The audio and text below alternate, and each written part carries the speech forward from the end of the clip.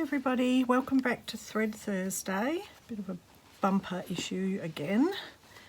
So this is my slow stitched book, finished except for maybe an index page.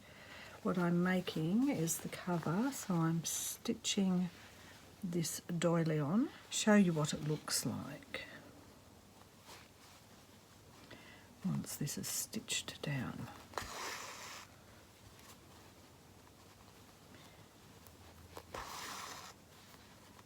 So this is my other project I've been doing for a commission for someone, who's Christine, who's ordered it. And I'll be putting it up, I'll have to actually finish it and get it up because I've got other news. But I'll put it up on Etsy and I'll put that it's reserved for Christine, and then if she doesn't want it or doesn't get back to me in a timely manner, I'll just open it for sale.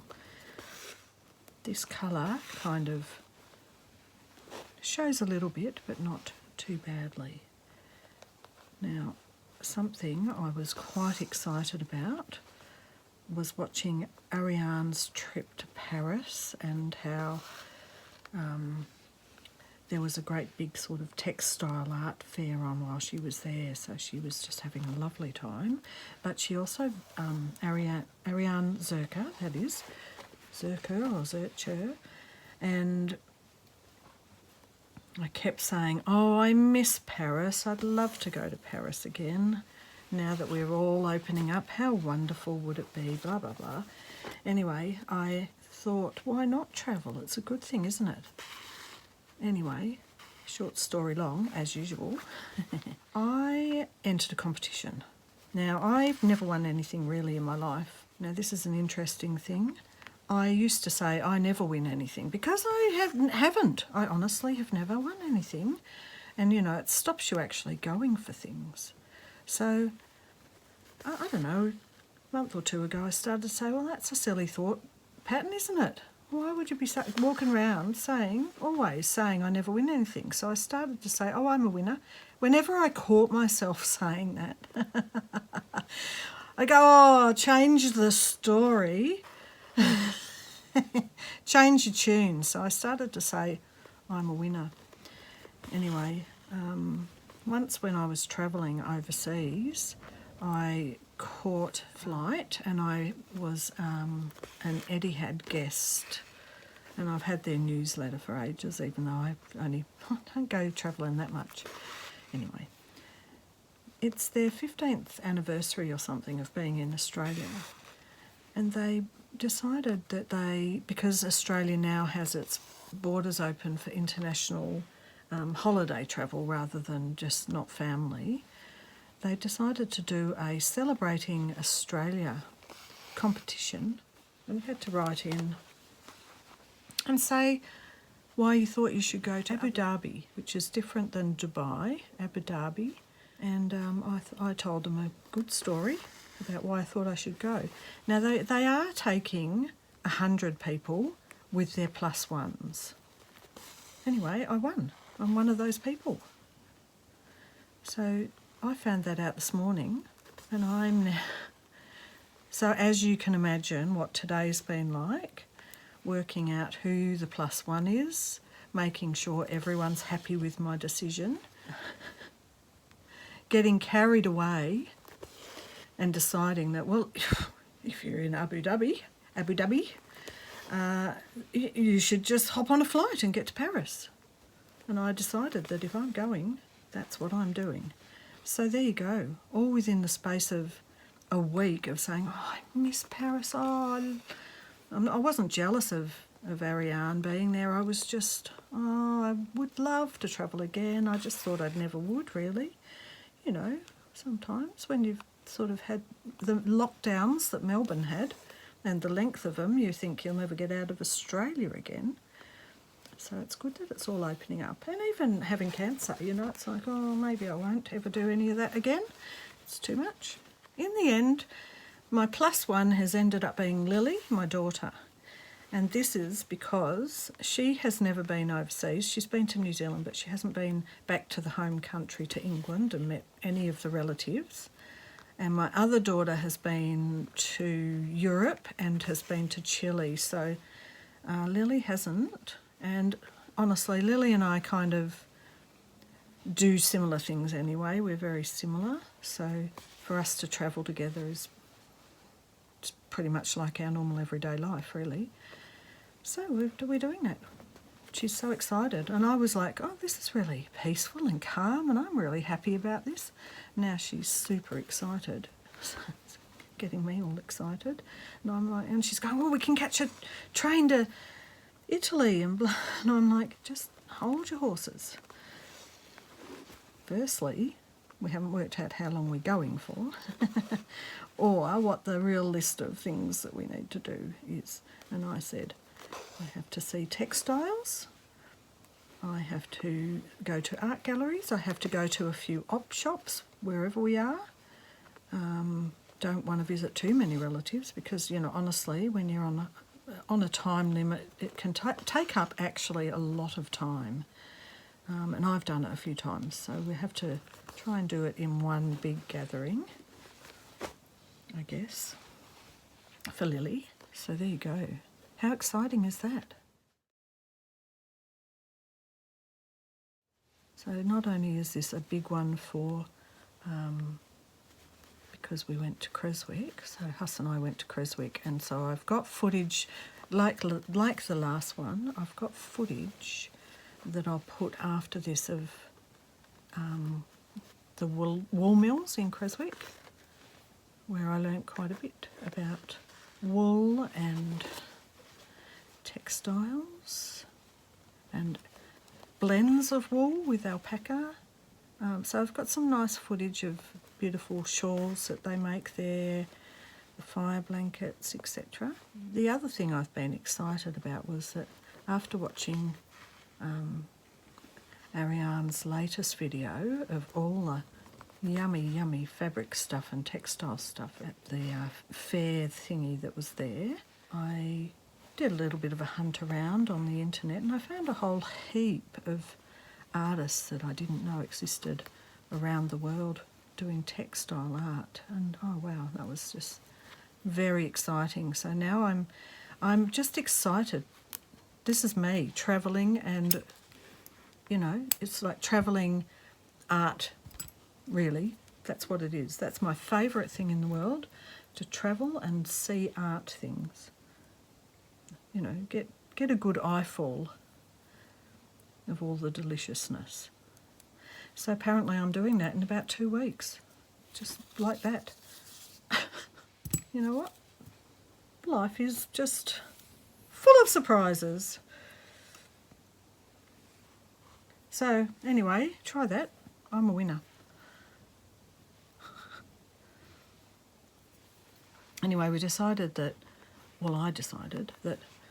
because Huss had been away for 3 months and travels a bit, and my other daughter had travelled, that it had to be Lily. That's only fair. And Huss did not want to go to Paris, and he didn't want to spend any money at all. He was happy to have a freebie. But as I say, he had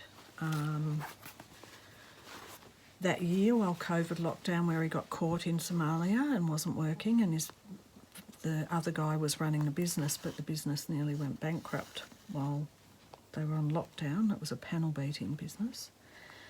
And then he opted to sell out of the business, and then he went to Somalia again for 3 months. So he just needs to stop and do some work and get himself back together. And he's been overseas already, so, you know. So we are going to have a damn good time by the sound of it, if Lily has everything planned. So, you know, the thing is, Lily wants to go to England, go to Scotland, go to Paris, go to Italy, catch a train here, catch a train there. And I just have to, like, I can't explain. You don't know unless you've travelled how easy it is to lose a day here and there and to get off track with your timetable and to just not have enough time to do things. And the cost of it all as well. I like this thread because you can see it, but not too much. It's not too bad. Yes. Anyway, how's that? Woke up this morning thinking, what do I do with my life? Open my emails. There it was. So relatives are in England, all over the place actually. Devon, Hemyock, all down that way. Malvern, London, just off Bristol, Severn Beach. My auntie and my cousin are down there. Got another cousin, one's in Malvern and the other cousin is in Yorkshire, so we're definitely thinking Yorkshire. As I would absolutely love to go to Italy. It really wasn't on my list because Lily she's going to have to take her laptop and do her uni work.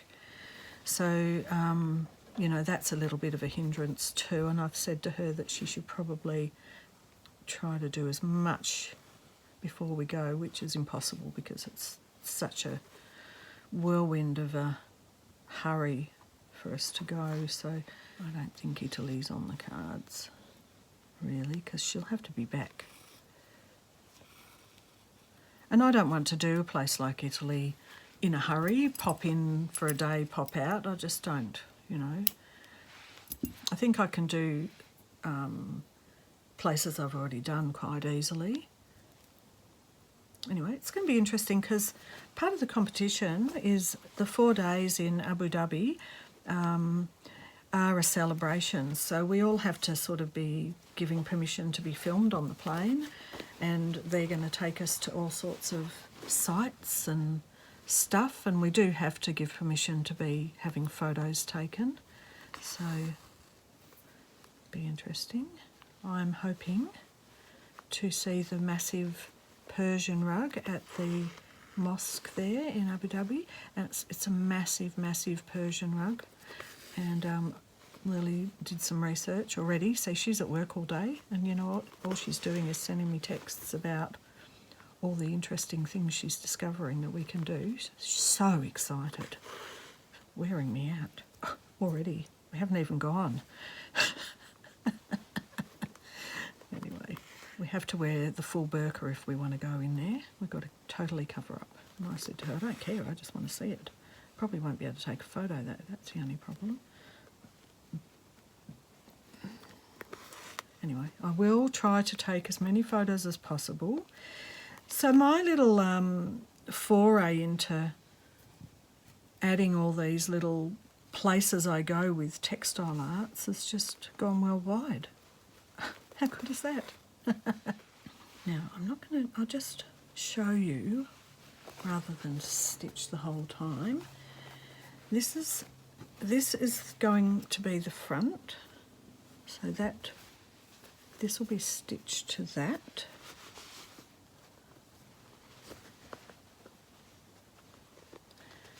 And then that is going to be the spine basically, like that. And this will wrap and have a wrap that'll wrap around. So it's a bit like my last one, but not 100% the same. What I've made is a little pocket here, and this is a little sort of a pocket. I mean, it's not really enough, is it? It's not really enough of a pocket. Anyway, that still requires something. And so this will all be sewn, that'll be sewn down too to keep it tight around there. And that'll be the back. And when that's sewn down, we'll just see that. We won't see all this inside stuff. Yeah, I might sew that down, and then that's just a little pocket tuck spot. And then that'll be it, ready to upload onto Etsy. Oh, there'll probably be little bits and pieces, but now I'm under the pump to get it finished before I go away. So that's that project. If you didn't watch it, in my Roxy's Journal of Stitchery, I was talking about the Kay Buckley's Bigger Perfect Circles, which came like this, and I've punched a hole. I've used my crocodile, the small punch, and I've put holes in and put a ring on them. That was something else that I got in the post this week, and these were the normal size that came out first. They actually came, there's 4 of each, and they came with this ring, but I've put them onto here, which is one of those unscrewable ones, so if you want to take them out, you can. And that's for any sorts of patchwork, stuff like that. This is my little iron I got a couple of weeks ago. I haven't actually used it yet on camera. So I just got... I wanted to get the one that goes with the GW case, and I thought I was buying the case and the oven, but in the end I just got one of the little birch ones, so I kept the case and used it even though it was the wrong one. So that's something I got this week. Looking forward to being able to use that. And because I'm upstairs and downstairs a lot, I got another one of these mats. Now I can put the link down below because I got this from China for under $20. It's not much, and it was really only $1 postage or something, or nothing, free. So these are really good. One's thicker and one's thinner, and they were roughly the same price, but it came within a week or two. It was really quick. All right, so that's my lot. And now I will add in the photos from around Creswick, and I will add some of the footage of the mills and maybe do a voiceover. And like last time, at the end I'll put some of the pictures of the river because there's always a river everywhere I go. So Creswick's a little town, 18 kilometres north of Ballarat. Here you can see a map of where it is in relationship to Ballarat. Now, something I like to do when I get away is stay in a quirky little place. So here's the front door of the little tiny house we stayed at, and here is some footage. Sorry about it being on my iPhone. The gorgeous little doily on the window to cover outside. Not a full cover, but just enough if you're standing at the sink. These cute little shelves which had things like little cactus, salt and pepper shakers and a combi van. This skylight we left open and we could see the stars at night, and that alcove held the bed, and you could fold it up during the day, so it was a Murphy bed. Just good little things that were included: a hanging space there, shelves for glasses, a barn door opening to go into. It was very tiny, the shower and the toilet area, but a very cute little place to stay. One of the famous stories in Australia, The Magic Pudding, a children's book, was illustrated by Norman Lindsay. Norman was one of 10 children. He was the 5th, but out of the 10 children, 5 of them were illustrators. How amazing is that? He was known as a bit of a larrikin. Anyway, there's a big trail that you can walk around and have a look at, not only for the Lindsays and other artists, but there is quite a bit of, there's a big war memorial, and there are signs around to do with the Anzacs, but also anyone else from any of the other wars, including World War I and II, commemorating many of the men and boys, probably women too, who had died in any of those wars. Now, strolling up and down the main street of Creswick is quite interesting because there's a lot of historical buildings, and of course the Creswick Woollen Mill is what I visited. So here's some footage of the different types of yarns, and they have alpaca and wool, and they started blending together different wools with different things. So they used a fire retardant material and made the first fire blanket for Australia for the firemen. They also made the first picnic blanket with a rubber backing, and they also made, and I've got it in the footage coming up, the largest ever morning tea picnic blanket, or the longest, not the largest, the longest. So here it is, and they had it draped up all around the showroom. So the showroom had little bits and pieces, little pockets and little nooks and crannies with different types of wools, the spindles, and lots and lots of information, because it's been going since 1947. So it's a very old building, well loved, and has had a variety of different amounts of employers over the time. Obviously, it's gone through a few phases. So here's the rubber backing on the picnic blanket, still sold today. Here's the fire retardant CFA, Country Fire Authority blanket. The wool and aramid is what they use as the fire retardant, and through processes they've developed, they've blended them into something that can be woven. So 88% wool, 12% aramid. Now I am going to leave you with some of the footage of the rest of the journey for us. The park visits, we went to Embroidery, we went to Bolan. Hope you enjoy it.